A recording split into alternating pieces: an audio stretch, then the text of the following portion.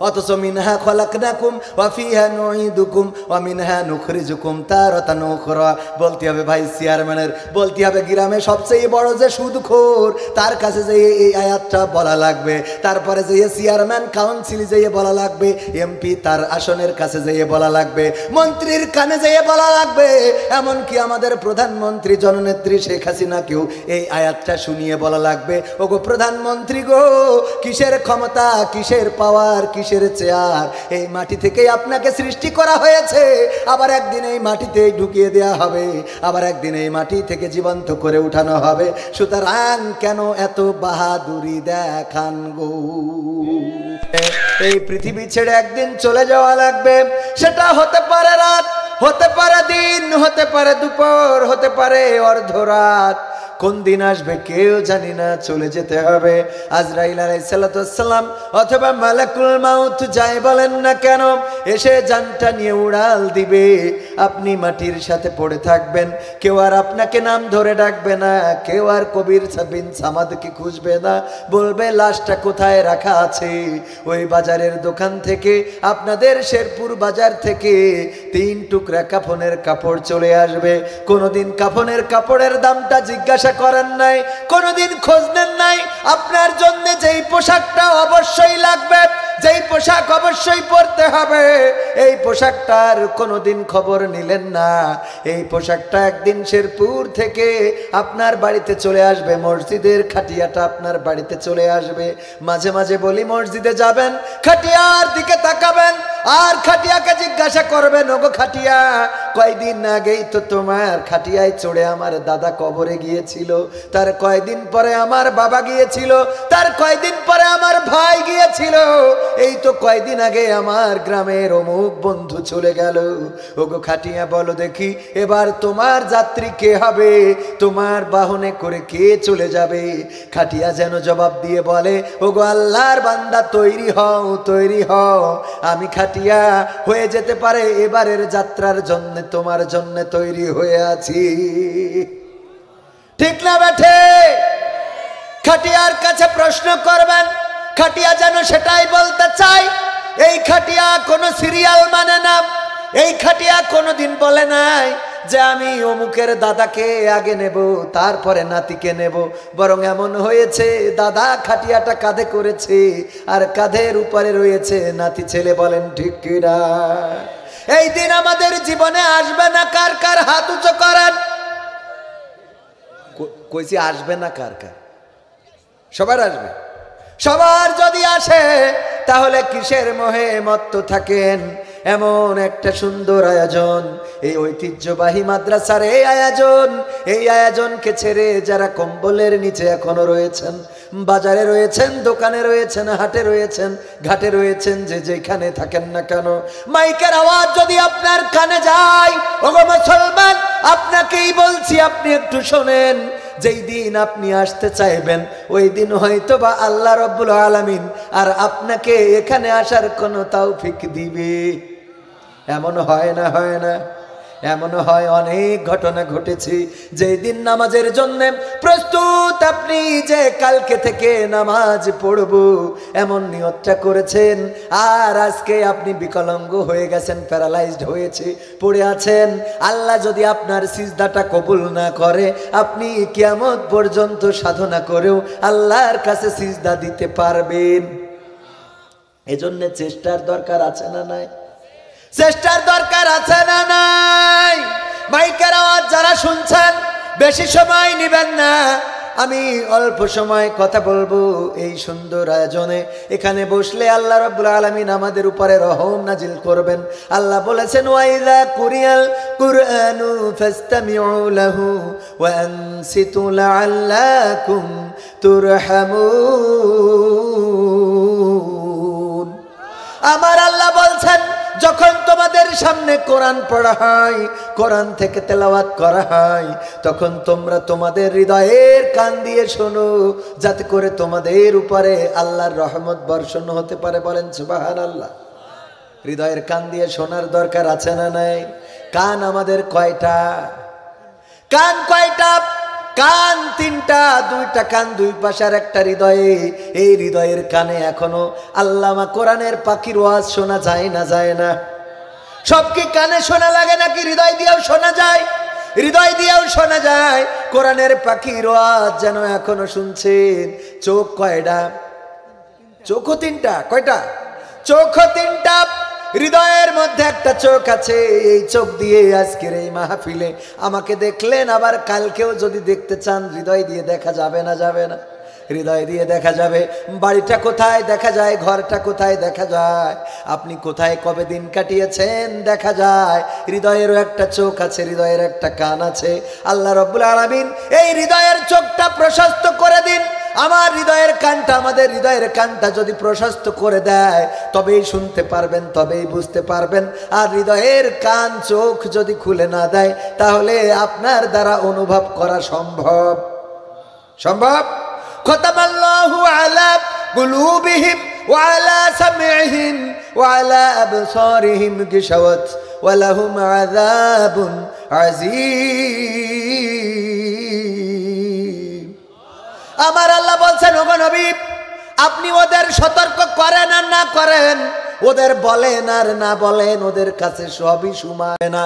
কারণ কি? কারণ আমি ওদের মনে মনে, আমি ওদের অন্তর এবং চোখের মধ্যে, আমি ওদের অন্তর এবং কানের মধ্যে সিল মেরে দিছি, সিল মেরে দিছি, সিল মেরে দিছি। আর ওদের চোখের উপরে আবরণ ফেলে দিয়েছি। সুতরাং ওরা শুনবেও না, দেখবেও না। সিল মেরেছে কয় জায়গায়? হৃদয়ে আর কানে, দুই জায়গায় সিল মেরিতেছে। এই জন্যে। আর চোখের উপরে আবরণ, তো আসলে কি আবরণ আছে নাকি? এই আবরণটা ওই আবরণ না, হৃদয়ের মধ্যে আবরণ। ওর হৃদয়ে যাই বলেন ওর ভাল লাগে না। এরকম আছে না? নাই? খেলা হবে, হবে, থাকবেন ইনশাআল্লাহ। থাকা যাবে কি? খেলা তো হয়েই গেছে। গেছে না? আমি ওনার সাথে কথা বলে দেখেছি। উনি মানে শোনেন, দাড়ি রাখলেই কিন্তু একজন আল্লাহওয়ালা হয়ে যায় না। দাড়ি রাখলে আল্লাহওয়ালা হয়ে যায়? টাই পরা, কোট পরা, শার্ট পরা মানুষেরাও আল্লাহওয়ালা আছে না? নেই? জাকির নায়েক বড় জুব্বা গায়ে দিয়ে বেড়ায়, কিন্তু সেই জাকির নায়েক ভারতের জন্য একজন অবিসংবাদিত নেতা হয়ে যাওয়ার কারণে ভারতের নরেন্দ্র মোদী সরকার এই ভারতে তাকে টিকতে দিল না। বলেন ঠিক কিনা? ঠিক না বে ঠিক? তার মানে জুব্বা শুধু পরলেই হবে না, জুব্বার মধ্যে মাল থাকার দরকার আছে না? নাই? দাড়ি শুধু রাখলেই হবে না। আমাদের এলাকায় একজন দাড়ি রেখেছে, মজনু ভাই আপনার বললে এটা আপনার ভাল লাগবে। দাড়ি রেখেছে, তো দাড়ি রেখে গুড় বেচতে যায়। গুড় বোঝেন তো, খেজুরের গুড়। তো যখন কেউ কাটিমারি দেখতে চায়, কয় ভাই দাড়ি রেখে মিছে কথা বলতেছে, আপনি কাটিমারি দেখবেন। তো তখন বিশ্বাস করে যে না, আসলে তো আল্লাহওয়ালা, দাড়িওয়ালা মানুষ। তো গুড় একজন কিনে নিয়ে গেছে, নিয়ে যেয়ে সবাই তো আর আসে না। বাজারে গেলে দেখবেন যে যেই কচুটা বিক্রি হয়নি, 3 দিন ধরে শুটকো হয়ে পড়ে আছে, ওই কচুটা আমার মুহতারামের দেয়। কারণ উনি সম্মানিত মানুষ, কিছু কইতে পারে না। আমরা বাজারে গেলে কয় কি, হুজুর আজ 1 সপ্তাহ ধরে আপনি কনে ছিলেন, একটা কচু আপনার জন্য রেখে দিয়েছি, মানে ওইটা বিক্রি হয়নি বলে। ওইটা কেউ নেয়নি, এখন ওইটা আমাদের জন্য রেখিতেছে। আর ওই নিয়ে যেয়ে বাড়ি যেয়ে বোর কাছে ইয়ে খাওয়া লাগে, লাগে না? লাগে না? বোর কাছে যেয়ে না ওই কচু মাঝে মাঝে গ্যারান্টি দেয়, কয় হুজুর নিয়ে যান, রান্না করি, যদি গাল চুল খাই কড়াই ধরে নিয়ে চলে আসবেন। আসলে কি কড়াই ধরে কেউ নিয়ে আসে? কড়াই চেনেন তো, আবার রান্নার পাতিল, পাতিল ধরে নিয়ে চলে আসবেন। আসলে কি কেউ নিয়ে আসে? আসে না। তো এই জন্যে এখন বলতেছে যে কাঠি মারবেন, আমার দাড়ি আছে, আপনি তো বিশ্বাস করে নিয়ে গেছে। কিন্তু কিছু লোক থাকে একটু বেতাড়া ক্লাসের, একজন যেই দেখে উপরে দানা নিচেই ঝোল, তো ওই বাড়ি চলে এসে এসে বলছে, তুমি দাড়ি বইলিতে বিক্রি করলে, এত বড় বিয়াদব তুমি। বলছে বাপুরে, তুমি তো বুঝতে পারো নি, আমার দাড়ি আসলে ওই সুন্নতি দাড়ি না। তো বলছে তাহলে কি দাড়ি? বলছে হইলো গুড় বেচা দাড়ি, আমি রেখে দিয়েছি গুড় বেচার জন্য। এ হইলো কি বেচা দাড়ি? গুড় বেচা দাড়ি। তো এই জন্য গুড় বেচা দাড়ি রাখলি হবে? আগে পরিচ্ছন্ন হওয়া দরকার, পবিত্র হওয়া দরকার। দাড়ি রেখে দিলেন কিন্তু দাড়ির কাজ করলেন না, তাইলে হইল? দাড়িতে সুন্নাত, টুপিতে সুন্নাত, পোশাকেও সুন্নাত আছে। পাথরের আঘাত খাওয়া সেটা যে সুন্নাত, কেন মনে হয় না তোমার কাছে, কেন মনে হয় না তোমার কাছে। নবীর প্রেমে তুমি দাওয়াতে তাবলীগ ধারণ করেছ বুকে, সেই তুমি আজ কেন সমকামিতার প্রতিবাদে আওয়াজ তোলো না মুখে? আছে না না? নবীর প্রেমে তুমি দাওয়াতে তাবলীগ ধারণ করেছ বুকে, সেই তুমি আজ কেন জুলুমের প্রতিবাদে আওয়াজ তোলো না মুখে? মেসওয়াক করো তুমি রোজ প্রতিদিন, সেখানেও সুন্নাত আছে। পাথরের আঘাত খাওয়া, মাঝে মাঝে জেলে যাওয়া, সেটা যে সুন্নাত, কেন মনে হয় না তোমার কাছে, কেন মনে হয় না তোমার কাছে? মিলাদুন নবীতে বড় সোচ্চার তুমি, নাকি দেখানো লোক? সেই তুমি জানলে না আমার রাসূল ছিলেন সফল রাষ্ট্রনায়ক। ঠিক না বেঠিক? রাষ্ট্রনায়ক ছিল না, ছিল না? সুতরাং এখন যদি কেউ রাষ্ট্রনায়ক হইতে চায় আলেম ওলামারা, তাইলে তারা রাজনীতি করে না, রাসূলের সুন্নাহ মেনে চলে। রাসূল যেটা করেছেন সেটা তো আমাদের জন্য সুন্নাত, রাসূল যেটা বলেছেন সেটা হাদিস, কিন্তু রাসূল যেটা করেছেন সেটা আমাদের জন্য সুন্নাত। সুতরাং কেউ যদি নিজের দায়িত্ব থেকে, যেমন এখানকার যিনি এমপি, উনি কিন্তু রাসূলের একটা সুন্নাত পালন করেছেন, যে এলাকার জনপ্রতিনিধি হয়েছেন। এই জায়গার যিনি চেয়ারম্যান, তিনি সেই চেয়ারম্যান তার দায়িত্ব পালন করেছেন, সুন্নাত পালন করেছেন, কারণ রাসূল নেতা ছিলেন, নেতৃত্ব দিয়েছেন, জনসেবা করেছেন, এলাকায় মানুষের দুঃখ দুর্দশার খোঁজ নিয়েছেন। এই কাজ যারাই করে তারা রাসূলের সুন্নাত মেনে চলে, বলেন সুবহানাল্লাহ। কিন্তু শুধু সুন্নাত মানবেন, কিন্তু নামাজের সময় ভোট আসলে টুপি মাথায় দেবেন, আর ভোটের পরে টুপি যারা পরে ওকে ধরিতে পেদানি দেবেন, এটা তো হবে না। এটা হইলে কি হবে? এটা হইলে খেলা হবে না, এটা হইলে খেলা হবে। কথা মনে থাকবে? তাইলে কি? মিলাদুন নবীতে বড় সোচ্চার তুমি, নাকি দেখানো লোক? সেই তুমি জানলে না আমার রাসূল ছিলেন সফল রাষ্ট্রনায়ক।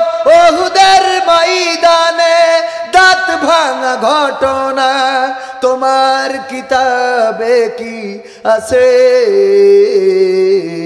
পাথরের আঘাত খাওয়া, মাঝে মাঝে রিমান্ডে যাওয়া, সেটা যে সুন্নাত, কেন মনে হয় না তোমার কাছে, কেন মনে হয় না তোমার কাছে? ঠিক না বে ঠিক? ও ভাই মাইক, আমার একটু দয়া করেন, তা না হলে তো আমার তেজ মারা সারা হয়ে যাবে। একটু বাঁচান, একটু বাঁচান, গলা টেনে শেষ করে ফেলাচ্ছে। ভাইয়েরা আমার, যেই কথা বলছিলাম, ও শুরু করছিলাম, সে শুরু করতে যে বেরেক হয়ে গেছিলাম। আরো উপস্থিত আছেন স্টেজে গণ্যমান্য ব্যক্তিবর্গ। আমার উস্তাদ শুধু না, পিতৃতুল্য শুধু না, ওনাদের জুতা বহন করার মতো যোগ্যতাও রাখি না এমন অনেক আলেম ওলামা আমার স্টেজে রয়েছেন। আমার সামনে রয়েছেন অনেক দিনদার ইমানদার মুসলমান ভাই বাবাজিরা, অনেকেই এলেমে আমলে আমার থেকে অনেক উপরে, আল্লাহর কাছে অনেক প্রিয় বান্দা রয়েছেন। পর্দার অন্তরালে মা এবং বোনেরা, মাইকের আওয়াজ যারা শুনছেন, সবাইকে আমার অন্তরস্থল থেকে সালাম জানাচ্ছি। আসসালামু আলাইকুম ওয়া রাহমাতুল্লাহি ওয়া বারাকাতুহু। কষ্ট হয়ে গেল আপনাদের? শীতে মনে হয় কথা বের হচ্ছে না। সালামের জবাবটা একটু মনে হলো হিংসা করে দিই। আমার সাথে রাগ আছে আপনাদের? এখন তো প্রথমে যা ছিল তার থেকে এখন লোক বেশি না কম? বেশি হয়েছে না? তাইলে আওয়াজ প্রথমবারের থেকে এখন আরো কম হয়ে গেল, কারণটা কি? আসসালামু আলাইকুম ওয়া রাহমাতুল্লাহি ওয়া বারাকাতুহু। আওয়াজ বেশি হয়েছে না? আমাদের দেশের মানুষ হলো যা বলা হয় তার উল্টাটা করে। বেশি সময় কি করে? তার উল্টাটা করে। ট্রাকের পিছনে লেখা গাছ লাগান, পরিবেশ বাঁচান, আর এই ট্রাকটাই দেখবেন যে যত পৃথিবীর গাছ আছে কেটে ওটাই উঠাইছে। সত্যি না মিথ্যা?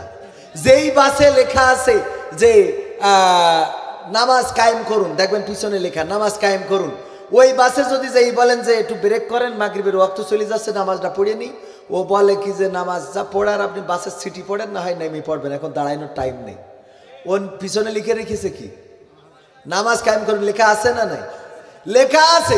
এরপরে আরো দেখেন, তবে একজন মুরব্বী হিন্দু, আমার আব্বা বলতো যে এক বাসে যাচ্ছে তো দেখে এক হিন্দু, সে তার বোর কোলের মধ্যে নিয়ে বসে রয়েছে, বুড়ো মানুষ।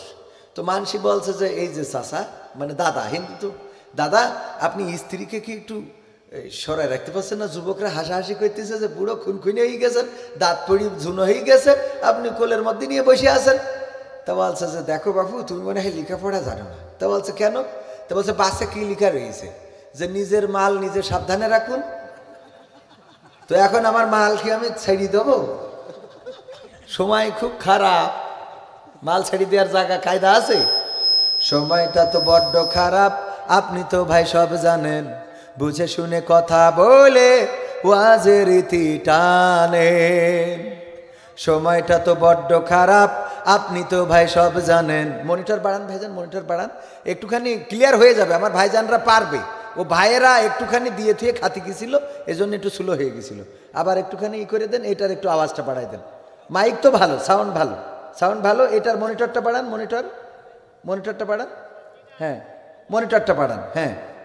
সময়টা তো বড্ড খারাপ, আপনি তো ভাই সব জানেন, বুঝে শুনে কথা বলে ওয়াজের রীতি টানেন। উস্কানি ফুসকানি মূলক বলবেন না কোনো কথা, এই মঞ্চে রাজনীতি ভাই করবেন না অযথা। এই মাইকালারে ডাকেন, আসছে। সময়টা তো বড্ড খারাপ, আপনি তো ভাই সব জানেন, বুঝে শুনে কথা বলে ওয়াজের রীতি টানেন। উস্কানি ফুসকানি মূলক বলবেন না কোনো কথা, এই মঞ্চে রাজনীতি ভাই করবেন না অযথা। আমরাও ভাই কোরআন জানি, মানি মোটামুটি, ঝামেলাতে থাকি মাঝে মাঝে নিয়ে ভোটা ভুটি। মক্তবেতে শিখেছিলাম আলিফ বা তা সা, কোরআন হাদিস মোটেও জানি না, এমন কিন্তু না। তাই রাজনীতি চলবে না ও হুজুর, রাজনীতি চলবে না, তাই রাজনীতি চলবে না ও ভাই, রাজনীতি চলবে। এবার বলে হুজুর শোনেন, আপনি আজকে নতুন আজ করতেছেন, অথচ এই মাহফিল চলে 49-59 বছর ধরে গো। গত বছরও হুজুর আনিলাম ঢাকা থেকে, বললাম তাই কি? বলছে অমুক হুজুর আজ করিল কত মধুর সুর, কবরেতে গেলে পাবো 70,000 হুর। এমন ওয়াজ আছে না নাই? এমন ওয়াজ করলে কোনদিন বেড়ি পরা লাগবে, কোনদিন বাড়ি খাওয়া লাগবে না? লাগবে না। হক কথাগুলো বললে এই বাংলার জমিন শুধু নয়, বিশ্বের জমিনে। আজকেই দেখলাম সময় টিভির নিউজ, সৌদি আরবে মদের দোকানের পারমিশন দেওয়া হয়েছে, বলেন নাউজুবিল্লাহ। ওই সৌদি আরবেও যদি কেউ মদের দোকানের বিরুদ্ধে কথা বলে, তাইলে তার কথা সরকারের বিরুদ্ধে চলে গেল, সুতরাং তাকেও ধরা হবে না, হবে না। একটু বেশি হয়ে গেছে, ভালো হয়েছে তবে একটু বেশি হয়ে গেছে, একটুখানি কমাই দেন, হ্যাঁ ইকোটা এত দিয়েন না। ও আমার ভাইরা, হক কথাগুলো যখনই বলবেন তখন ডান্ডা বেড়ি আছে না নাই? হক কথা যারা বলে, আজকে আমার আমির হামজা ভাইয়ের মাহফিলে উঠতে দেয়া হয় নাই। আমার যশোরে মাহফিল, হামজা ভাইয়ের 2টা মাহফিল, একটাই উঠতে দেয়া হয় নাই। কেন উঠতে দেয়া হলো না? সে কি তার বাবার কথা বলবে? সে কি তার দাদার কথা বলবে? সে কি তার নানার কথা বলবে না বউয়ের কথা বলবে? না, ওই সব কিছু বলবে না। কোরআনের হক কথাগুলো বলার ভয় পায় না, কথা কয় না, পায় না। এই জন্য বলছে হুজুর অমুক হুজুর আজ করিল কত মধুর সুর, কবরেতে গেলে পাবো ৭০,০০০ হুর। অনেক দোয়া আছে পড়লে কোটিতে সওয়াব, সারা জীবন পাপ করিলেও পেয়ে যাব মাফ। বাপ দাদার নাজাত দিতে করেছি ৪০, আমার বেলায় ৪টা গরু গোয়াল ঘরে পোষা। আমিও ভাই কিছুটা জানি, মানি না তা না, ছোটবেলায় শিখেছিলাম আলিফ বা তা সা। তাই রাজনীতি চলবে না ও হুজুর, রাজনীতি চলবে না, তাই রাজনীতি চলবে না ও ভাই, রাজনীতি চলবে। এবার বলছে হুজুর শোনেন, আমরা যে একদম কিছু মানি না তা না, মানি অনেক কিছু মানি। বললাম কি মানেন গো? বলছে হুজুর মিলাদ করি, কিয়াম করি, যাই বাবার মাজারে, হয়তো একটু বিড়ি টানি শেরপুরীর বাজারে। কি আছে না নাই? মিলাদ করি, কিয়াম করি, যাই বাবার মাজারে, হয়তো একটু বিড়ি টানি বগুড়া ৭ মাথার বাজারে। ফজর নামাজ হয় না পড়া, থাকি তখন নিদে, আল্লাহর কিরে হয় না কাজা, নামাজটা 2 ঈদে। এরকম আল্লাহর ওলি আছে না নাই? 2 ঈদেই নামাজ পড়ে আর পড়ে না, তবে আবার ঈদের সময় ভেজাল বাদাই রে। যদি বলা হয় টেলিভিশনে সাক্ষাৎকার নাই, বলেন ঈদুল আজহার ব্যাপারে আপনি কি বলছেন, কাল সকালে কটায় জামাত হবে? কয় জামাত টামাত তো বুঝি না, আগামীকাল ঈদুল আজহার জানাজার নামাজ হবে 9টায়।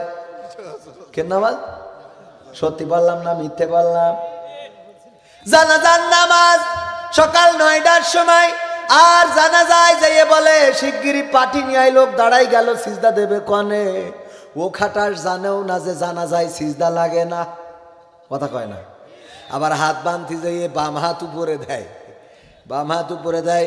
যখন জানাজার নামাজে ইমাম দ্বিতীয় তাকবীর বলে, আল্লাহর ওলি রুকুতে যাইয়ে দেখে আমি একা, কেন আর কেউ নেই কেন? সত্য না মিথ্যা? আছে না নাই? কম না বেশি? জানাজার দোয়া জানে না। কয়দিন আগে একজন আমার দাওয়াতের জন্য ফোন দিয়েছে, বলতেছে হুজুর দাওয়াত নেওয়া লাগবে, তবে আপনার হাদিয়া হুদিয়া কিন্তু বেশি দিতে পারবো না। কেন? বলছে যে আমাদের এলাকাটা গরিব। আমি বললাম গরিব এলাকায় মাহফিল দিতে কইস কিডা আপনার নাকি? গরিব এলাকা মাহফিল দিতে তো খরচ, প্যান্ডেল হুজুরির টাকাটা বাদ দেন আপনি, হুজুরির টাকা মনে করেন ধরার দরকারই নেই। এই প্যান্ডেল করতে টাকা খরচ হয়েছে না হয় নাই? প্যান্ডেল করতে খরচ, লাইটিং এ খরচ, পোস্টারে খরচ, ব্যানারে খরচ, রান্না বান্নায় খরচ, সব খরচ হুজুরের। আর ক টাকা বেশি খরচ তো এই সবে, বলেন ঠিক না বে ঠিক?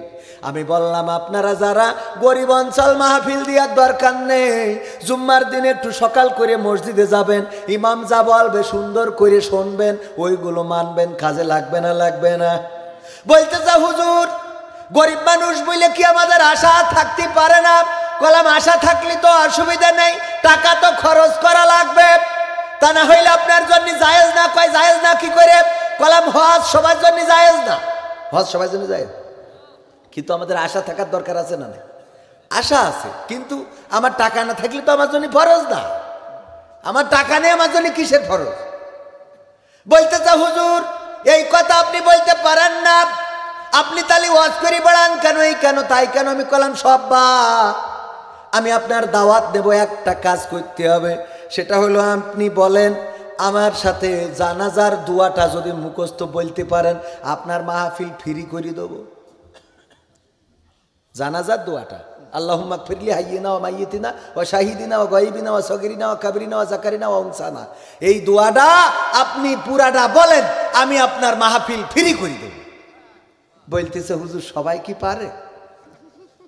তো সবাই পারে না, তুমি মাহফিল নিয়ে ব্যস্ত, জানাজার দোয়াটাই পারো না, তোমার দিয়ে মাহফিল, তুমি মাহফিল করি লাভটা কি? কথা কয় না? জীবনের প্রতিটা জানাজায় যান, আর কি করেন? যাইতে বলেন যে আল্লাহ ও মরি গেছে ভালো হইয়েছে, কারণ দোয়া তো পারেন না, ও মরি গেছে ভালো হইয়েছে। কখন যে ইমাম সাহেব কি জানাজা লম্বা করে ফেলাই আল্লাহ, কখন সালাম ফিরে না, কারণ কিছু ছটফট করে না, একটু কিছু ধরলে নামাজ যদি সিজদাটা লম্বা করে দেয় ও সিজদার মধ্যে আরে বাবা।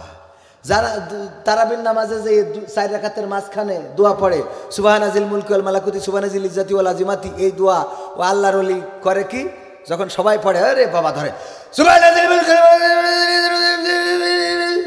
রূহ, এর মাঝখানে সব খাওয়া শেষ। প্রথমে ধরে এমন ভাবে মনে হয় এর মতো আর কেউ পারে না, এর মাঝখানে আর কোনো মাল নেই, কিন্তু রূহ। সত্য না মিথ্যা? এই সংখ্যা কম না বেশি? আমার যুবকেরা ফ্রি ফায়ার বোঝে, পাবজি বোঝে, আমার যুবকেরা ইউটিউব বোঝে, ফেসবুক বোঝে, আল্লাহ প্রেম করাবো বোঝে রে, ও খালি শুধু নামাজ পড়া বোঝে না। ঠিক না বেঠে? একজন উজু করে তার রোজার সময় বলছে আমার একটু পিসাব লেগেছে, জায়গাটা ধরে রেখে নে গরম করে থইছি, উজু আমি একটু পিসাব ফিরে আসি। ও পিসাব ফিরে এসে আবার ওখানে দাঁড়াইছে, পাশের লোক বলছে কি রে সব শুকনো কেন? তা বলছে তা কে ভিজে হবে কেন? তা বলছে পিসাব ফিরেছিস নি? তা বলছে ফিরেছি। তা বলছে ফিরেছিস তা উজু করিস নি? তা বলছে পিসাব ফিরলে উজু করতে হয়? পিসাব ফিরলেও যে উজু করতে হয় এটাই জানে না। বিশ্বাস হয় আপনাদের? আরে বাবা আমার ভিডিও দেখবেন ঠিকানা টিভি এন্টারটেইনমেন্ট, আপনাদের ওই দিন গাইবান্ধায় করলাম জানাজার দোয়া, যে কটা ধরেছি একটাও বলতে পারে না, আর 60 বছর 70 বছর বয়স। আমি বললাম আপনার জীবনে প্রতি বছর 3টা করেও যদি জানাজা পড়েন, 3 6 18 180টা জানাজা আপনি পড়েছেন, প্রতি বছরে যদি 3টা করেও জানাজা পড়েন, প্রতি বছর একটা গ্রামে 3 4 জন মরে না গড় পড়তা? এই জানাজাগুলো যে আপনি পড়েছেন নাকি, আর আপনার জানাজা যে হবে আপনি নিজেই তো জানাতে পারেন না, আপনার জানাজাই এসে সব তো ওই হরে হরে রাম রাম কৃষ্ণ কৃষ্ণ বলে হাঁটা দেবে নাকি? তাহলে শেখার দরকার আছে না নাই? বলছে হুজুর মিলাদ করি কিয়াম করি যাই বাবার মাজারে, হয়তো একটু বিড়ি টানি সে ওই যে শেরপুরীর বাজারে, ফজর নামাজ হয় না পড়া থাকি তখন নিদে, আল্লাহর কিরে হয় না কাজা নামাজটা 2 ঈদে, নিয়মিত চেষ্টা করি পড়তে জুম্মা নামাজ, সেদিন শুধু হয় না পড়া যেদিন থাকে কাজ, 3টা জুম্মা করলে কাজা মুসলিম থাকে না, এই হাদিসটা ভালো করে আমার আছে জানা, তাই রাজনীতি চলবে না ও হুজুর, রাজনীতি চলবে না, তাই রাজনীতি চলবে না ও ভাই, রাজনীতি চলবে। এবার বলছে হুজুর শোনেন, এই যে কোরআন, এই কোরআনের এ মাথা ও মাথা আমি পড়েছি, আমার বউ পড়েছে, শাশুড়ি পড়েছে, শ্বশুর পড়েছে, সবার পড়া শেষ, কিন্তু হুজুর জিহাদ মিহাদ কোথায় আছে দেখিনি কোনখানে, দরগা পীরের মাজার আমার অনেক বেশি টান রে বাবা, অনেক বেশি টান, আছে না নাই? কম না বেশি? জিহাদ মিহাদ কোথায় আছে? জিহাদ এখনো কোরআনে খুঁজে পাইনি, কারণটা কি আপনি বলেন? কারণ কি? পড়েছে, পড়েও পাইনি, পড়েও পাইনি, তাহলে বোঝেনি। হ্যাঁ তাহলে কি বোঝে নাই, অর্থ পড়ে নাই, অর্থ বোঝে নাই, এই জন্য ও জিহাদ খুঁজে পাবে কি? ও সারা দুনিয়া পড়লু তো ওর মধ্যে খুঁজে পাবে না, ও খালি পড়িয়েছে, পড়িয়ে গেছে, বাংলায় হোক, আরবিতে হোক, ইংরেজিতে হোক। ওই আমার আব্দুল আলামিন ভাইয়ের উদাহরণ ওই দিনও দিছিলাম আপনাদের বলি বুঝানোর জন্যে, সেটা হলো যে ওই এক মসজিদের মুসল্লি ছিল একজন, একটু চোখে কম দেখে তাই সবাই বলে কানা, আর একজন ইমাম ছিল একটু খুঁড়া, পা খাটো, ওরে ন্যাংড়া বলে সবাই। কি বলে? আপনাদের ন্যাংড়া বলেন তো? ন্যাংড়া। দুইজনে তর্ক করতেছে যে এখন বিপিএল খেলা হচ্ছে, বাংলাদেশ প্রিমিয়ার লিগ, এইবার প্রিমিয়ার লিগে সবচেয়ে ভালো খেলতেছে খুলনা টাইটান না কি যেন দল আছে, ওরা খুলনা টাইগার। আর একজন বলতেছে যে না, ওই এইবার সবচেয়ে ভালো খেলতেছে সিলেটের কি মাশরাফি, আচ্ছা মাশরাফি, সিলেটের মাশরাফিরা। দুইজনে তর্ক বিতর্ক করতে করতে মাগরিবের আজান হয়ে গেছে, বলছে সব রাত বাদ চলো নামাজ পড়ে আসি। মসজিদে এসে নামাজ পড়ার জন্য, নামাজের মধ্যে ইমাম সাহেব তেলাওয়াত করছে ওয়া কানা মিনাল কাফিরিন। কানা বলছে হুজুর তো জমের খারাপ, খেলা নিয়ে তোর কইলো চায়ের দোকানে, আর মসজিদে এসে কয় ও কানা মিনাল কাফেরিন, আমি কানা কাফের। এ হুজুর খেলা নিয়ে আমারে কাফের বানাইলো। এই হুজুরির আমরা খাওয়াই পড়াই। আচ্ছা আজকে মাফ করে দিলাম, এইবার যদি কোনোদিন বলে তাইলে সেই দিন খেলা হবে। সেই দিন কি খেলা হবে। এখন এরপরে যেদিন আবার তেলাওয়াত করেছে ইমাম সাহেব, ওয়া কানা মিনাল কাফিরিন, কানা বলছে হুজুর আর সহ্য করতে পারলাম না। আগের দিন বলেছেন ওয়া কানা মিনাল কাফিরিন, আমি কানা কাফের। আমি মেনে নিয়েছি যে একদিন বলেছেন খেলা নিয়ে তর্ক করেছি, হয়তো আপনার খারাপ লেগেছে তাই বলেছেন, অসুবিধে নেই। কিন্তু আজকে কেন আবার বললেন হুজুর আপনার পড়ার অধিকার আছে আমি জানি, কিন্তু আল্লাহ আমারও তো অধিকার দেশে, লুকমা দেওয়ার দেশে না দেয় নাই? মুসাল্লিরা লুকমা দিবে, আল্লাহু আকবার, আমি লুকমা দিচ্ছি, আল্লাহু আকবার। ওয়া ন্যাংরা মিনাল ফাসিকিন, কানা কাফের হইলে তুমি ন্যাংরা ফাসেক। তাহলে কেউ কোরআন বুঝেছে? কোরআন বুঝেছে? বলেন কোরআন কি বুঝেছে? জিহাদ মিহাদ কোথায় আছে দেখিনি কোনখানে, দরগা পীরের মাজার আমার অনেক বেশি টানে, সেথায় গেলে শর্টকাটে ভাই জান্নাত পাওয়া যায়, পরকালে তোরাই নেবে চিন্তা তেমন নাই। পীর সাহেবের কাছে মুরিদ আমি আমার নেতা, বছর বছর নজরানা দিই আমি আবার সেথা, হইলে ওরস কোনোভাবে মিস তো করি না, ওখান থেকে আল্লাহ রাসূল হয়েছে জানা। তাই রাজনীতি চলবে না ও ভাই, রাজনীতি চলবে না, তাই রাজনীতি চলবে না ও হুজুর, রাজনীতি চলবে।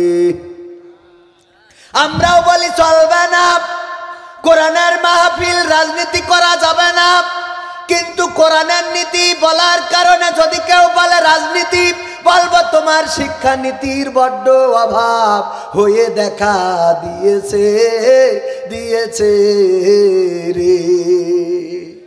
ওয়াল্লাযী আরসালা রাসূলাহু বিল হুদা ওয়া দীনিল হক লিইয়ুযহিরাহু আলাদ দীনি কুল্লিহি ওয়ালাউ কারিহাল মুশরিকুন। কার কথা?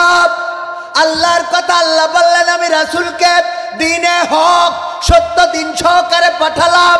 কেন পাঠালাম? যেন তিনি অন্য সকল দিনের উপরে আল্লাহর দিনকে বাস্তবায়ন করে দেখায়। তাইলে অন্য সকল দিন কোন দিন? অন্য সকল দিন কোন দিন? আল্লাহর বিরুদ্ধে যত দিন আছে, যত আইন আছে সব বাতিল, একমাত্র কার আইন চলবে? কার আইন চলবে? আল্লাহর আইন ছাড়া আল্লাহর জমিনে কারো আইন চালানো যাবে? আল্লাহর আইনে চোর যদি চুরি করে তাইলে শাস্তি কি? হাত কেটে দেয়া। দেখেন এর সুফলটা দেখেন। যদি আমি হুজুর হাত কাটা হাত নিয়ে এসে বলতাম বাবারা কেউ চুরি করবা না রে, কেউ চুরি করবা না, আমার মজনু ভাই বলতো যে হুজুর আপনার হাতের কবজি কই? আমি বলতাম আর বললেন না, আমাদের আখ লাগাইলো, সেই আখ ওই যে গ্যান্ডারি কুইশাল যাই বলেন না কেন, ওই যে মেশিন আছে মেশিনে মাড়াই করার জন্য দিছিল, আর আমি আখ ঢুকাচ্ছিলাম, ঢুকাতি ঢুকাতি হঠাৎ একটু ঘুমাইলো, হাত ঢুকে গেছিল, আর ডাক্তার এখান থেকে কেটে দিয়েছে। কিন্তু আপনারা কেউ চুরি করবেন না রে, কেউ চুরি করবেন না। বাড়ি যাওয়ার সময় মজনু ভাই মানসিক ডেকে বলতে হুজুর বলো চোর ছিল, ও শালা চোর ছিল, যশোরে চোর ছিল, এখন হুজুর হয়েছে। এই সাথে কয় আখের মেশিনই এই হয়েছে। সত্য না মিথ্যা? ইনি যদি বসে থাকতেন আমার সাবেক ভাইস চেয়ারম্যান, উনার যদি কবজিটা না থাকতো গো, তাইলে বলতেন যে তিরানের গহমনি ঝাড়ে এসে ঝাড়েছে রে। ঠিক না বে ঠিক? এই হাত কাটা আইন যদি কায়েম হয়ে যায় তাইলে রাস্তায় ব্রিজের মধ্যে রডের জায়গায় বাঁশ ঢুকাইনোর মতো কোনো আল্লাহওয়ালা ব্যক্তি পাওয়া যাবে না। বলেন ঠিক কিনা? এখন তো আল্লাহওয়ালা দিয়ে ভরা। যেখানে খোয়া লাগ, যেখানে পাথর দেয় সরকার, সেখানে 3 নম্বর ইট মেরি থুয়ে দেয়। ঠিক না বে ঠিক? যেই জায়গায় 5 ইঞ্চি ঢালাই দেওয়ার কথা ওই জায়গায় 3 ইঞ্চি দেয়, 2 ইঞ্চি দেয়, ওই 2 ইঞ্চি 3 ইঞ্চি করে মোটামুটি পকেটে যায়, এর পকেটে ওর পকেট, ওর পকেটে ওর পকেট। আর এইগুলো আমরা কইলে এইগুলো হয়ে যায় রাজনীতির কথা। কিসের রাজনীতির কথা? মসজিদে যাব, আমার রাস্তায় ছলিং করি ধুই যাও, সে ছলিং এমন কায়দা করে করিয়েছে, একটা সে খুলে কোনোটা ভারতে, কোনোটা ইংল্যান্ডে, কোনোটা পাকিস্তানে চলে গেছে। আর এই বৃষ্টির সময় যাওয়ার সময় কষ্ট হয়ে যায়, পড়ি দাঁত মুখ ভেঙে যায়। আমার মসজিদে যাইতে গেলে রাস্তার দরকার আছে না নাই? সেই রাস্তা করে দিতে হবে, এটা আমার অধিকার, আমার নামাজের জন্য দরকার। কিসের রাজনীতি আবার? যদি তুমি না করতে পারো তাহলে জামাত ইসলাম পাঠাবো, ওরা না করতে পারলে বিএনপি পাঠাবো, ওরা না করতে পারলে আওয়ামী লীগ পাঠাবো। খেলা হবে, তাও পাঠাবো তো কারণ না কারণ, ঠিক কি না? কারণ যারা কাজ করবে আমরা তাদেরই তো দেবো, আগেতে নিয়ে নিলি অসুবিধা নেই। কিন্তু এখন সমস্যা তো অন্য জায়গায়, হক কথা তো কোয়ার কায়দা নেই। ওই যে বল্টু প্রতিদিন সাইকেলে করে, আমাদের ওখানে বেনাপোল বর্ডার আছে, প্রতিদিন সাইকেলে করে বালি নিয়ে আসে 8 বস্তা করে। ওই পুলিশ ধরি বলছে যে দেখদিন এর মধ্যে কি, বাস্তার মধ্যে কি? তা বল্টু বলছে স্যার বালি, স্যার কিছুই নেই। বলছে না, তুই বর্ডারতে নিয়ে যাচ্ছিস, নিশ্চয়ই কিছু আছে, শিগগিরই এই সার্চ করো। সবাই সার্চ করি টরি দেখে যে না সত্যি স্যার বালি ছাড়া কিছু নেই। কয় যা ছেড়ে দিলাম। পরের দিন আবার সাইকেলে করে বালি নিয়ে আসছে, বলছে এই বল্টু এই আবার কি? বলছে স্যার বালি স্যার। না, ওর মধ্যে মনে হয় ফেন্সিডিলিয়া বা আছে, কই দেখি, আবার চেক করি দেখে না, পরে ছেড়ে দিস। 3 নম্বর দিন আবার দেখে আধা বস্তা বালু। এই তোর এর মধ্যে কি? স্যার বালু স্যার, প্রতিদিন কই আপনি বিশ্বাস করেন না? কয় তোর এই বালু আমার এই যে বিজ্ঞানীর কাছে পাঠাইতে হবে, বিজ্ঞানী যেন গবেষণা করে দেখে এই বালুটা আসলে কিসের বালু, কোন নাশকতার বালু। তো বিজ্ঞানীর কাছে পাঠাইছে, আমাদের সভাপতি সাহেব চেক টেক করি গবেষণা করি, বলছে না এ আসলে অরিজিনালি বালু, অন্য কিছু না। এরপরে 4র্থ দিন হঠাৎ করে ওই বল্টুর সাথে দেখা, বল্টুর পুলিশ ডেকে বলতেছে এই দিকায়, বলছে তুই যে প্রতিদিন এই যে সাইকেলে করে যে বালু নিয়ে আসিস, সেই বালু তো আমরা গবেষণা করলাম, সার্চ করলাম, বিজ্ঞানীর কাছে পাঠালাম, রাজশাহীর বড় বিজ্ঞানী, সেও পাঠাই বললে এর মধ্যে খালি বালু আর কিছুই নেই। তো এই বালু নিয়ে আসিস কে জন্য বর্ডারতে? তা বলছে স্যার আসলে, বলছে সাইকেলে করে বালু নিয়ে আসবা? বলছে স্যার আসলে সাইকেলে করে বালু নিয়ে আসি নে, আমি আসলে ভারতে সাইকেলটা পাচার করি। কি পাচার করে? আর পড়িয়ে চেক করে কি? বালু। এখন এই পাচার করে সব বেগম পাড়ায় চলে যায়, কানাডায় চলে যায়, আমেরিকায় চলে যায়, আর পড়ে হুজুরির পকেটে একটা মেসোয়াকে এই চেক করে, এখানে নাকি নাশকতা। ঠিক না বেঠে? কথা কি বোঝা গেছে? কি হবে বেঁচে থেকে অযথা বিদ্যা শিখে যদি না গড়তে পারি শোষণবিহীন সমাজটাকে? কি হবে বেঁচে থেকে? কি হবে ছাত্র সেজে চুমু খেয়ে সনদ খানা যদি হয় বিদ্যালয়টা ট্রান্সজেন্ডারদের আড্ডা খানা?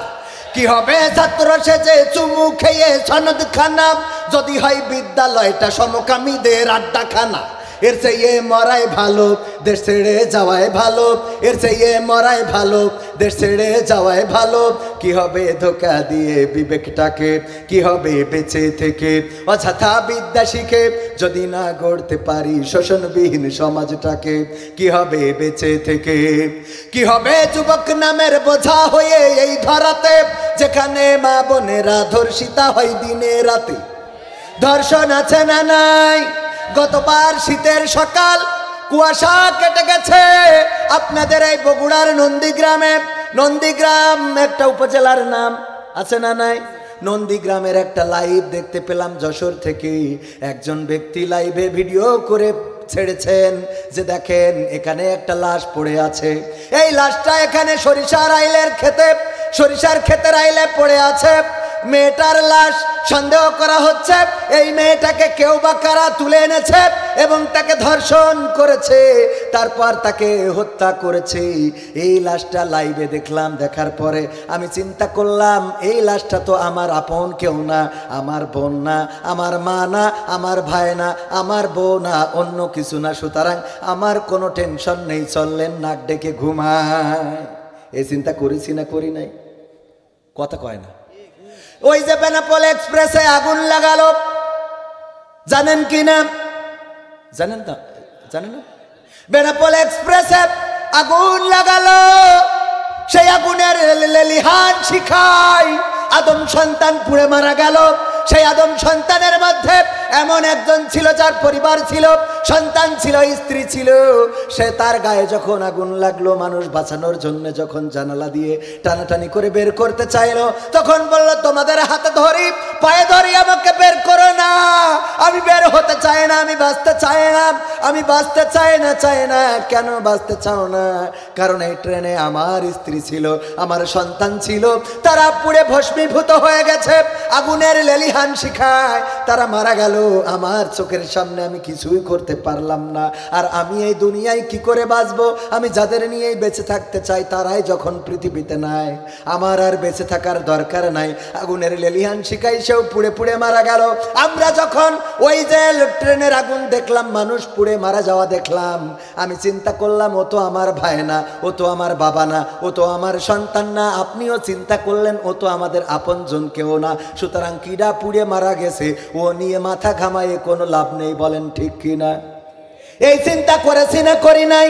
এই চিন্তা যেহেতু আপনি করেন, আল্লাহর কসম করে বলি, আপনি যদি প্রতিবাদী না হন, আপনি যদি প্রতিরোধকারী না হন, যেই সরিষার ক্ষেতে রাইলে অন্য কারো বোনের লাশ পড়ে আছে, নিজের বোন বলে, নিজের বোন না বলে আপনি প্রতিবাদ করলেন না, সেই দিন বেশি দূরে নয় যেই দিন আপনার বোন ওই রকম ক্ষেতের ধারে পড়ে থাকতে পারে না। আপনার স্ত্রী অনেক সময় দেখা যায় স্বামীকে বেঁধে রেখে স্ত্রীকে নিয়ে যেয়ে গণধর্ষণ করেছে, করে না? গণধর্ষণ করে। আপনি ভাবলেন আমি কি বলবো, ও তো আমার বউ না। ওগো আমার ভাইয়েরা, এমন পরিস্থিতি যে আপনার সামনে আসবে না এর কোনো নিশ্চয়তা আছে নাকি? সুতরাং আপনাকে প্রতিবাদী হয়ে উঠতে হবে। অন্যায় যেখানে, প্রতিবাদ সেখানে করার দরকার আছে না নাই? আমরা ট্রান্সজেন্ডারের বিরুদ্ধে কথা বলেছি। আমাদের বইয়ে একটা গল্প ঢুকিয়ে দিয়েছে, শরীফ থেকে শরীফা হওয়ার গল্প। এই শরীফ থেকে শরীফা হওয়ার মূল গল্পটা হলো ট্রান্সজেন্ডারদের নিয়ে নয়, এটা ছিল তৃতীয় লিঙ্গদের নিয়ে, মানে থার্ড জেন্ডারদের নিয়ে। আর সেই গল্পটা ট্রান্সজেন্ডারদের নিয়ে বানিয়ে দিয়েছে, কারণ বাংলাদেশে একটা গ্রুপ চাচ্ছে ওই পশ্চিমা সংস্কৃতিগুলো বাংলাদেশে ঢুকিয়ে দিবে, বলেন ঠিক কিনা? আপনি যদি সচেতন না থাকেন, আপনার সন্তান আগামী দিন দেখবেন হঠাৎ করে বলবে বাবা বিয়ে করেছি, আমি বাড়ি আসতেছি। বিয়ে করে বাড়ি আসবে, বউ খুঁজবেন কিন্তু খুঁজে পাবেন না। দেখা যাবে বলবেন বউ কই, কবেন এই যে এই আমার পাশে দাঁড়ানো এটা বউ, ওইটাও আর একটা ছেলে, বলেন নাউজুবিল্লাহ। এরকম ঘটনা বাংলাদেশেও কিন্তু কয়েকটা ঘটে গেছে। এক মেয়ের সাথে প্রেম করি, কয় আমি ওরে বিয়ে করবো। ঘটেছে না ঘটে নাই? ঘটছে না? চোখের সামনে এই ঘটনাগুলো দেখতে হবে। এর জন্য প্রতিবাদী হওয়ার দরকার আছে না নাই? স্বাধীনতা চাইতে চাইতে আজকে এমন স্বাধীনতা চাচ্ছে যেই স্বাধীনতা ইসলামের সাথে যায় না, আল্লাহর সাথে যায় না, সামাজিকতার সাথে যায় না, দেশের সাথে যায় না, মানুষের আচরণের সাথে যায় না, কুত্তার আচরণের সাথে যায় না, গরুর আচরণের সাথে যায় না, এমনকি শুকরের আচরণের সাথেও যায়। বলেন যায়? কোনোদিন দেখেছেন যে শুকর, একটা বিটা শুকর আর একটা বিটা শিকরের সাথে পাকামো করতেছে? দেখা গেছে? তাহলে এরা শুকরের থেকেও খারাপ। শুকরের থেকেও খারাপ কিনা? সত্য না মিথ্যা? কষ্ট হচ্ছে বাজান?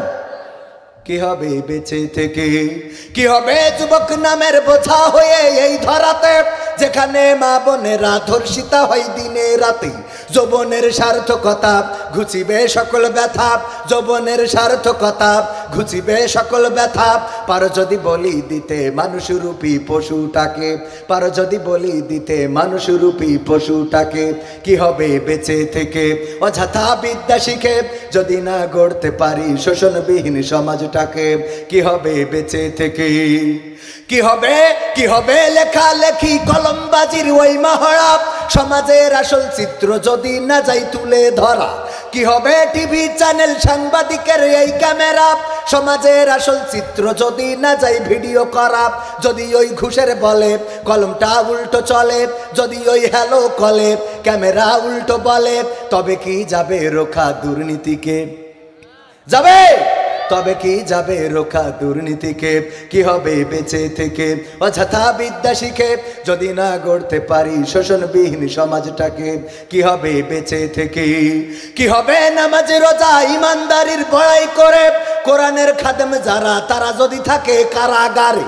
কি হবে নামাজ রোজা ইমানদারির বড়াই করে কোরআনের কর্মীগুলো থাকে যদি কারাগারে মসজিদের কোণে বসে জিকির যত করো কষি মসজিদের কোণে বসে তাসবিহ যত টানো ঠেসি এভাবে যায় না পাওয়া আল্লাহকে ঠিক না বেঠে যারা কথা বলছেন না তাদের কাছে ঠিক আর যারা কথা বলছেন তাদের কাছে বেঠিক আমার ভাইরা একটু কথা বললে অসুবিধাটা কি জবানটা দিয়েছেন কে চিল্লায়ে বলেন জবানটা দিয়েছেন কে তবে অনেক জায়গা আছে আমাদের বাংলাদেশে খুবই কম দেখা যায় ভারতে গেলাম সেখানে ওয়াজ করছি হাজার হাজার মানুষ সামনে যাই বলি না কেন কেউ কোনো কথা কয় না যদি বলি বলেন সুবহানাল্লাহ তাও চুপ যদি বলি বলেন আমিন তাও চুপ যাই বলি চুপ থাকে কোনো কথা বলে না আমার আব্দুল সালাম যুক্তিবাদী ভাইয়ের শ্বশুর আব্বা আছেন এখানে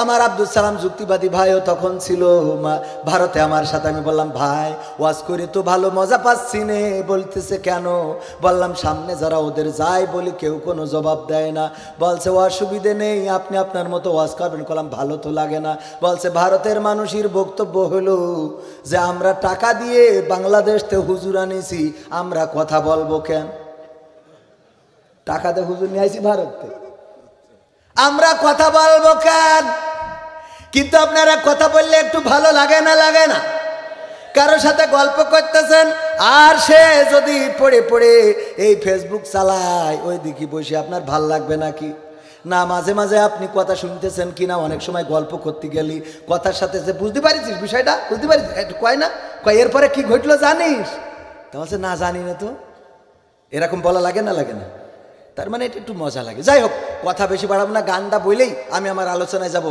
আমি শুরুতেই পবিত্র কোরআনের 20 নম্বর সূরা তহার 55 নম্বর আয়াত তেলাওয়াত করেছি মনে আছে আপনাদের মনে আছে এই আয়াতটা আমরা কখন পড়ি বলেন তো কবরের কাছে যেয়ে পড়ি কিন্তু আমরা জানি না এই আয়াত কোনে পড়া লাগবে এই আয়াত কোথায় পড়া লাগবে জানি না আয়াতটা নিয়ে যেয়ে কবরের কাছে লাগাই দিছি যে আয়াতটা সবচেয়ে গুরুত্বপূর্ণ জায়গায় পড়ার কথা সেই আয়াতটা আমরা পড়ি কবরের কাছে যেয়ে এটাও হলো একটা চক্রান্ত এবং ষড়যন্ত্র আপনাদের যদি বুঝাই তাইলে বুঝতে পারবেন বুঝতে চান কি না বুঝতে চান তাইলে এটা বুঝাবো কিন্তু তার আগে গানটা অন্তত শেষ করি করবো কি হবে বেঁচে থেকে কি হবে নামাজ রোজা ইমানদারির বড়াই করে কোরআনের কর্মীগুলো থাকে যদি কারাগারে মসজিদের কোণে বসে জিকির যত করো কষি মসজিদের কোণে বসে তাসবিহ যত টানো ঠেসে এভাবে যায় না পাওয়া আল্লাহকে কি হবে বেঁচে থেকে অযথা বিদ্যা শিখে যদি না গড়তে পারি শোষণবিহীন সমাজটাকে কি হবে বেঁচে থেকে কি হবে আলেম হয়ে ইমাম সেজে মসজিদেতে পারো যদি সত্য কথা উচ্চ স্বরে না বলিতে এমন আলেম আছে না নাই জান্নাতের সার্টিফিকেট দিয়ে দিলেন একটি ভালো কাজের জন্য আর বাকি খারাপ কাজ কোনে যাবে কথা কয় না ভালো কাজ করলেন একটা দুইটা আর আমার হুজুর বলল আল্লাহ আপনি জান্নাতে যাবেন আপনি জান্নাতি আপনার জান্নাতের সার্টিফিকেট দিয়ে দিলাম আসলে হুজুরের কাছে জান্নাত আছে নাকি পরকালের ময়দানে হুজুররাও বড় বিপদে পড়ে যাবে একটা হাদিস যদি বলি আল্লাহর নবীর স্ত্রী আম্মা আয়েশা রাদিয়াল্লাহু তাআলা আনহা উনি একদিন বসে রয়েছেন রাসূলকে বাড়ি ফিরতে দেরি হলো রাসূল ফিরতে দেরি করেছেন আল্লাহর নবীর স্ত্রী আম্মা আয়েশা রাদিয়াল্লাহু তাআলা আনহার চোখ থেকে অশ্রু ঝরে পড়ছে ভালোবাসার জায়গা থেকে আল্লাহর নবী যখন আসলেন আসার পরে আয়েশা রাদিয়াল্লাহু তাআলা আনহা চোখ মুছার চেষ্টা করলেন আল্লাহর রাসূল দেখে ফেললেন আল্লাহর নবী বললেন ওগো আয়েশা তোমার চোখে কেন পানি ছিল কি কষ্ট দিয়েছি আমি তোমার কি কষ্ট দিয়েছে কে তোমার আমার সাথে একটু বলো আম্মা আয়েশা রাদিয়াল্লাহু তাআলা আনহা বললেন ওগো নবী গো আমাকে কেউ কষ্ট দেয় নাই কেউ ব্যথা দেয় নাই এমনিতেই চোখের পানি ঝরেছে কেন ঝরলো চোখের পানি কারণটা কি যদি একটু বলতে আম্মা আয়েশা রাদিয়াল্লাহু তাআলা আনহা বললেন ওগো নবী গো আপনি যখন বাড়িতে ফিরতে দেরি করেন আপনি যখন বাসায় আসতে দেরি করেন তখন নিজের অজান্তেই আমার চোখ থেকে অশ্রু বিগলিত হয় কেন জানি না কিসের মায়া জানি না কিসের মহব্বত জানি না এমন ভালোবাসা আছে না নাই স্ত্রীর শোকে স্বামী পাগল হয়ে যায়, আবার স্বামীর শোকে স্ত্রীও পাগল হয়ে যায়, এমন আছে না নাই? আবার স্ত্রীর জ্বালাতনে স্বামী নিজে আত্মহত্যা করে রে, আবার ওই স্বামীর জ্বালাতনে স্ত্রীও গলায় ফাঁস নিয়ে মারা যায়, এমন আছে না নাই? আছে মানে কি, অনেক আছে। আর স্ত্রীরা তো ওদের অনেক স্ত্রী আছে, যত যাই করেন সন্তুষ্ট করা যায় না।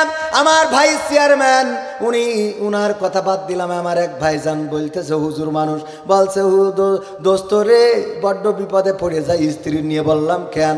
বলছে আমার স্ত্রীর যাই কিনে দিই কিছুই পছন্দ হয় না, খালি অন্য মানুষের বোরগায় যা থাকে সেইটা দেখে পছন্দ হয়, অন্য মানুষের কানে যেটা থাকে ওইটা দেখে পছন্দ হয়, অন্য মানুষের পায়ে যে জুতা থাকে ওইটা দেখে পছন্দ হয়, আর আমি যে এত ভালো জিনিস কিনি রে তা ওর পছন্দ হয় না।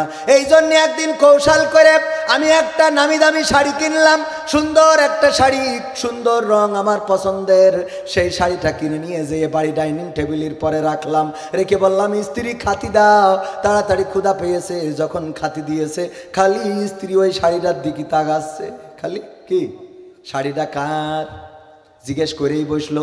আমি বললাম আমার দোস্ত কিনেছে তার বোর জন্য। বলছে দেখো কালারটা কত সুন্দর, দেখো সুতোটা কত সুন্দর, দেখো পাড়টা কত কায়দা, আর তুমি যা কেন তাকি পরা যায়, তোমার কি চোখ না মারবে? আমি বলি তোমার ঘর সংসার করছি, না হইলে অন্য কেউ তোমার সংসার করতো না। এই কথা আছে না নাই? আমি আমার স্ত্রী সেই হুজুর বলতেছে, দোস্ত স্ত্রীর বললাম যে এই শাড়ি তোমার কি পছন্দ হয়েছে? বলছে হবে না কেন, এ তো আর তুমি পছন্দ করো নাই, তোমার তো নজর খারাপ, তোমার বন্ধু কিনেছে তার বউয়ের জন্য, এই জন্য ভালো। বলছে এটা তাহলে তুমি নাও। আমার বন্ধুর আমি বুঝ দিবানে, যদি ও এর জন্য মামলা দেয়, আর মামলায় যদি জেলে যায় ফাঁসি হয়, অসুবিধা নেই, তাও তুমি অন্তত এই শাড়িটা নাও। নিয়েছে, নিয়ে শোয়ার সময় ওই স্বামী বলতেছে, আহারে স্ত্রী গো তোমার শাড়িটা কি খুব পছন্দ হয়েছে নাকি? বলছে হয়েছে। কারণ তুমি তো কেন নাই, তোমার তো আল্লাহ চোখে কোনো পছন্দ দেয়নি। তা বলছে সত্যি পছন্দ? বলছে সত্যি পছন্দ। পায়টা কত সুন্দর, কালারটা কত সুন্দর, সুতোগুলো কত মিহি। বলছে দেখো স্ত্রী, হায়াত মহতির কথা বলা যায় না, আল্লাহ যদি আজকে তুলে নেয় তাহলে চলে যাব, কিন্তু মনের কথাটা বলা হবে না। আমি তোমার যে কত ভালোবাসি, সেই ভালোবাসার জায়গা থেকে এই শাড়িটা আমি তোমার জন্য চয়েস করে কিনে আনিছি। তা বলছে তাহলে এর রং থাকবে না, তাহলে এর এরকম আছে না নাই? আছে মানে আরো একটা যদি বলি, কয়দিন আগে ফোন দিয়েছে হুজুর, আপনি কি সেই হুজুর যে বিভিন্ন প্রশ্নের উত্তর দেন বিভিন্ন জায়গায়? যেই কইলাম হ্যাঁ। বলেন কি খবর? বলছে আমার স্বামী মারা গেছে গো। আমি বলছি আমার তো বিয়ের তেশ মারা সারা, আমার দুইটা ছেলে একটা বউ, আমার আর বিয়ে করার লাইন নেই, এই একটা নিয়েই তো আসি বিপদে। আবার এই ইউটিউবটা দিবেন, আমার কুপন খাইতে হবে।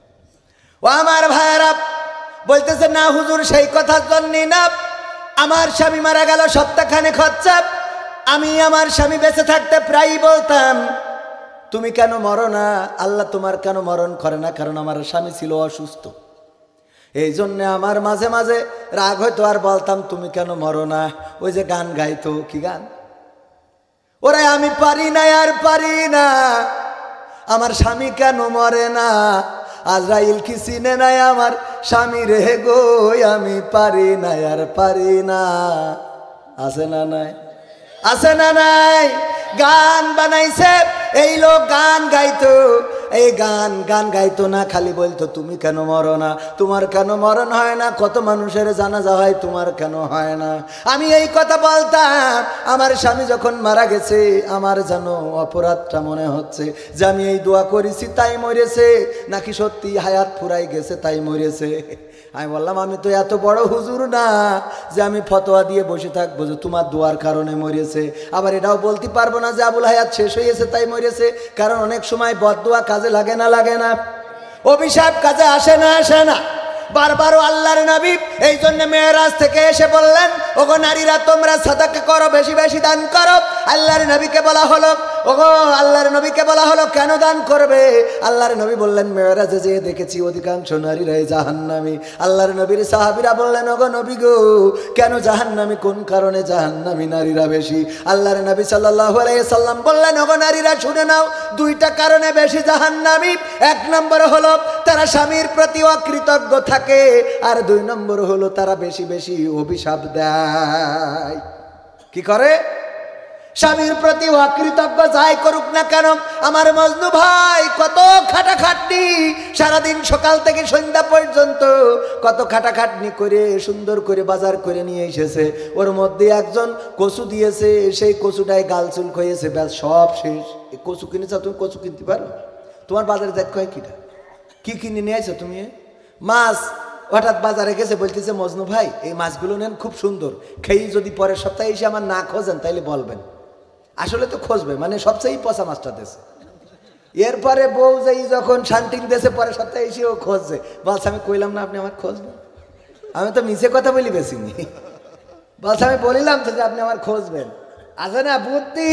আরে বাবা, আমার ভাইয়ের আম্মা আয়েশা রাদিয়াল্লাহু তাআলা আনহা বললেন ওগো আমার স্বামী আপনি বাইরে থাকলে নিজের অজান্তেই ভালোবাসার জায়গা থেকে চোখের অশ্রু বিগলিত হয়। আল্লাহর নবী বললেন পরকালের ময়দানে তিন জায়গায় এই ভালোবাসা থাকবে না। কয় জায়গায়?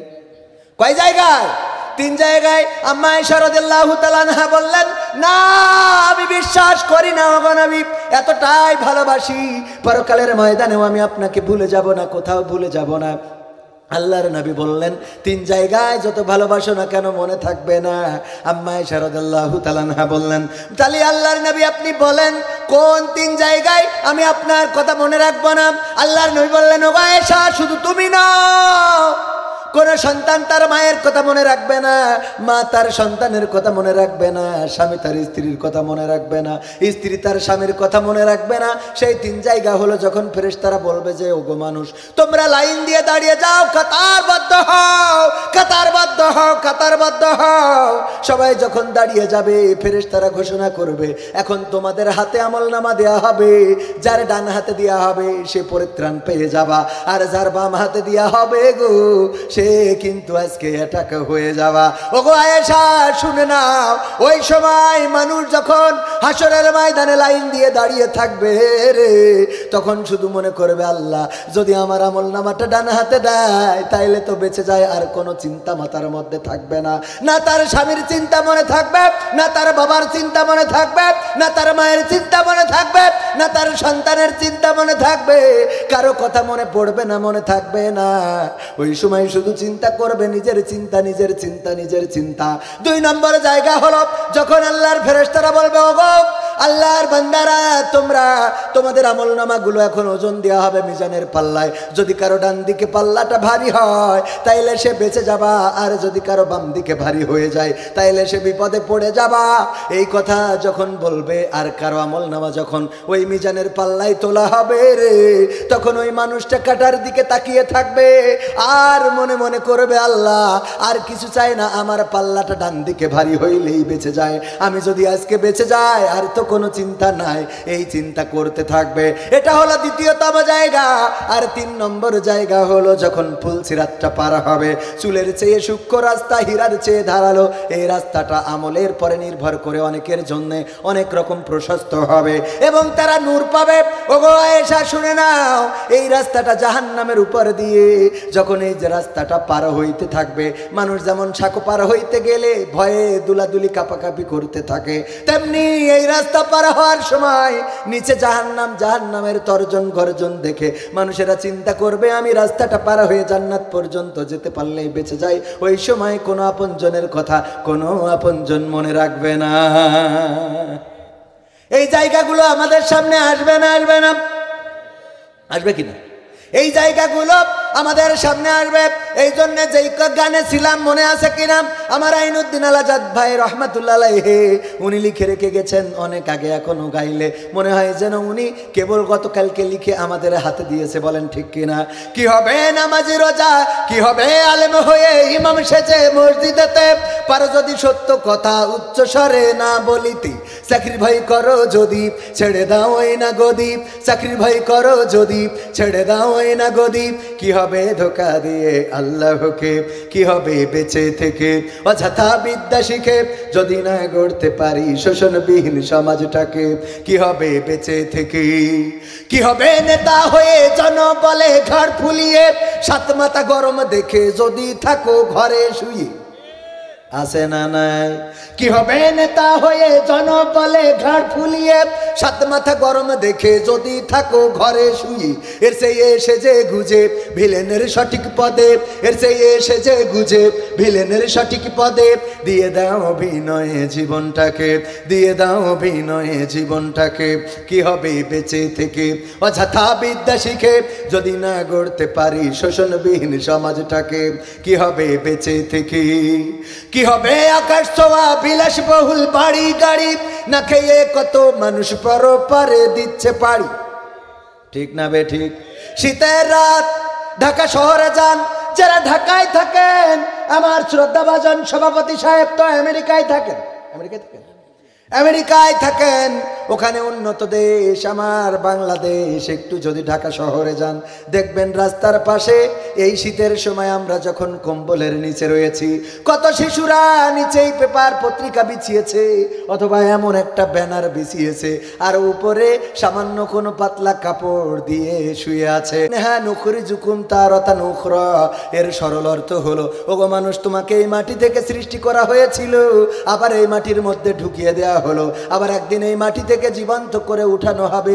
এই কথাটা আমরা যখন যারে কবরে নামাই তখন তার কাছে যেয়ে পড়ি।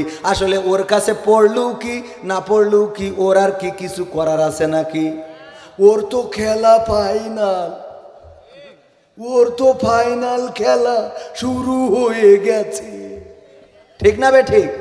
ওর যত সচেতন আপনি করেন, একজন ট্রেনে কাটা পড়ি গেছে, এক পাশে পা আর এক পাশে দেহ, আপনি যাই বলছেন এই ট্রেনে কিন্তু যখন ট্রেন আসে হরেন দেয় সরি জাতি হয়, আগামীতে সরি যাওয়া, ও তো কাটা হয়েই গেছে, আগামীতে সরি যাবে কি? কথা কয় না, কথাটা বুঝতে পারেন? মালয়েশিয়াতে পারমিট শেষ হয়ে গেল, তো ওই সময় ঘুম হইতো না যে কখন ধরে নিয়ে যায়, টেনশন করতাম।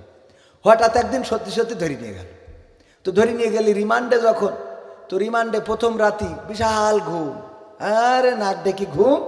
তো আমার সাথে যারা ছিল ওরা বলছে, কবির ভাই আপনি তো মানুষ না, কে? তো বলছে আজকে ধরে নিয়ে আসলো আর আপনি নিশ্চিন্তে এইভাবে ঘুমাচ্ছেন।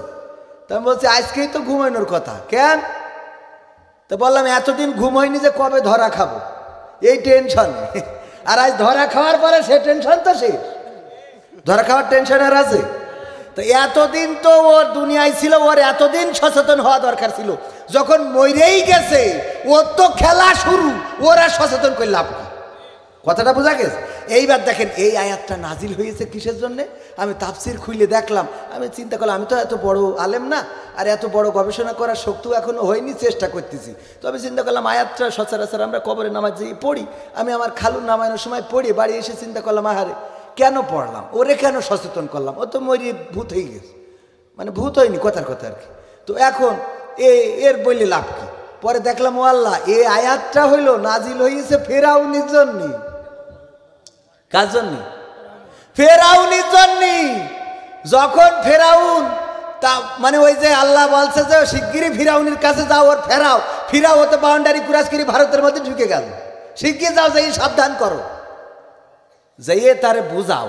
বুঝাতে যাই যদি বুঝ না নেয় তাহলে লাস্টে তার বলবা মিনহা খলাকনাকুম ওয়া ফিহা নুঈদুকুম ওয়া মিনহা নুখরিজুকুম তারাতান উখরা। ওগো ফেরাউন, কিসের ক্ষমতা, কিসের অহংকার, কিসের বড়াই, তোমাকে তো এই মাটি থেকে সৃষ্টি করা হয়েছে, আবার তোমাকে একদিন এই মাটির মধ্যে ঢুকিয়ে দেয়া হবে, আবার একদিন এই মাটি থেকে জীবন্ত করে উঠানো হবে।